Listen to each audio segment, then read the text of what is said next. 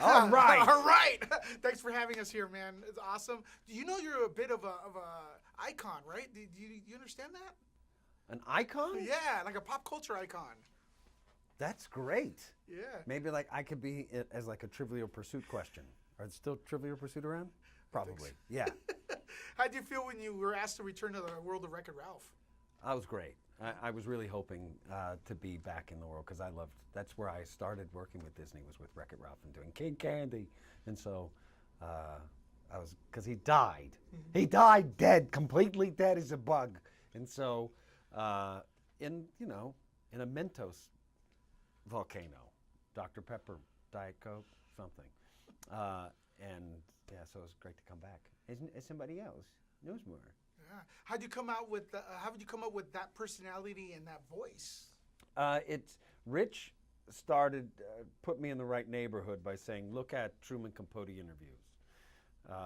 So his voice is very similar. It's just it's a lot lighter, and started there. And then once I saw the character and we started playing around with him, it became a little bit more. It became KnowsMore. Isn't that interesting? It sort of became the key to the voice. So the big question, because I could barely remember my first and last name, how do you keep up with? How do you remember all the voices you do in your career? I don't know. They're all. It's funny. They all live in a different part of your mouth. That's strange. I've never said it that way before or thought about it that way. Yeah, some of them are. KnowsMore's all right up in the front. So that's where he's living. So, what'd you learn about the internet that you didn't know before being involved with these films? Is there anything? It seems like a very nice place. I mean, it's dangerous, of course, but I don't know. It seems like a nice little world over there. I always think of the internet as a scary place. It's a dangerous place. This is the news. There's so much news on the internet. I always see the news. They luckily avoided that because it would have been a very boring movie to just be about the news. It wouldn't have much of a shelf life.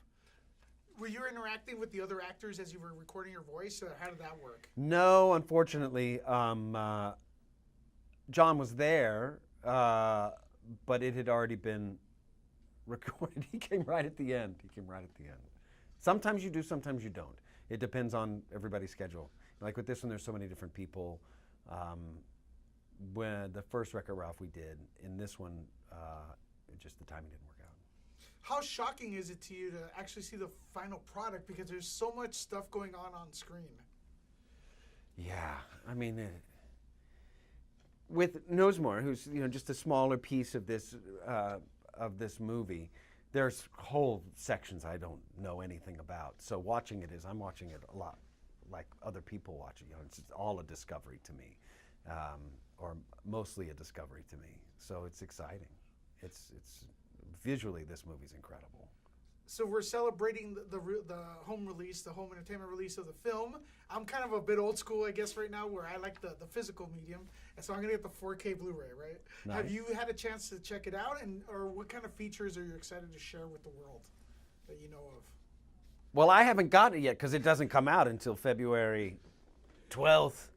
I'm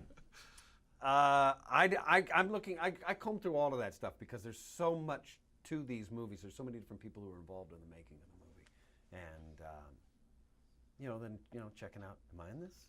Of course, there's always that. Well, where am I in this? So there's going to be that. That's a whole afternoon. Yeah. I want to thank you for having us here, and I can't wait to check it out once again.